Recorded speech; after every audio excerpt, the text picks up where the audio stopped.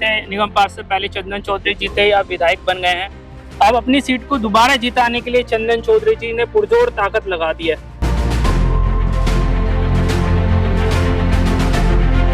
बड़े लोग और बड़े नेता और चंदन चौधरी उनमें से एक।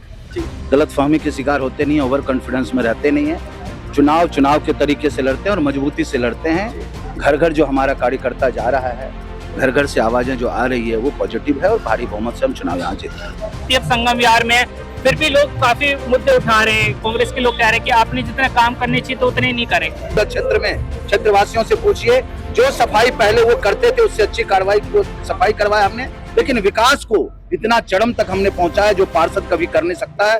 नमस्कार, हम लोग इस वक्त संगम विहार विधानसभा क्षेत्र में संगम विहार विधानसभा वार्ड 163 में उपचुनाव हो रहे हैं एमसीडी के। यहाँ से निगम पार्षद पहले चंदन चौधरी जी थे, अब विधायक बन गए हैं।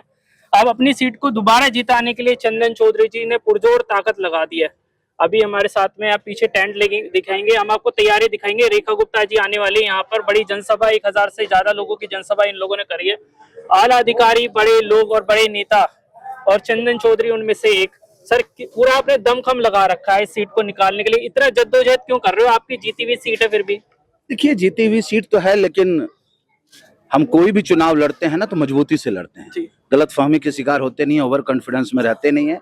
चुनाव के तरीके से लड़ते हैं और मजबूती से लड़ते हैं।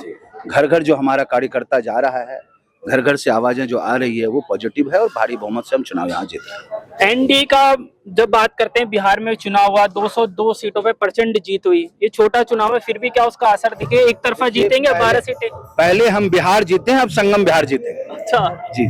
पहले बिहार में बीजेपी की बहार थी, अब संगम बिहार में। फिर भी लोग काफी मुद्दे उठा रहे हैं। कांग्रेस के लोग कह रहे हैं कि आपने जितना काम करने चाहिए तो उतने नहीं करे। जी, हमने जितना काम करना था हमने काम किया है, यहाँ भी हमने काम किया है। और पार्षद रहते जो कांग्रेस से प्रत्याशी हैं, आप उनको पूछिए कि उन्होंने साफ सफाई के अलावा कुछ किया है क्या?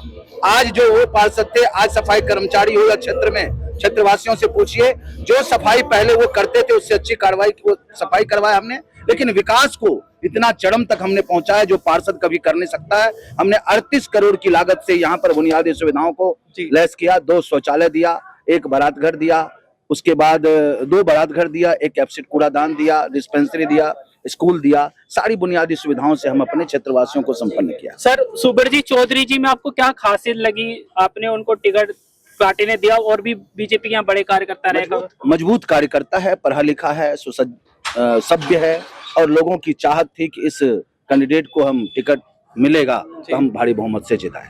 तो मेरे साथ चंदन चौधरी जी हैं, विधायक है संगम विहार से, और संगम विहार का देख रहे हैं इनके काम, ताबड़तोड़ बड़े काम कर रहे हैं, बड़े इनिशिएटिव ले रहे हैं और बड़ी कुछ परियोजनाएं संगम विहार में आ रही है। ये वक्त बताएगा कि सुबरजीत चौधरी जी यहाँ से जीतेंगे या नहीं।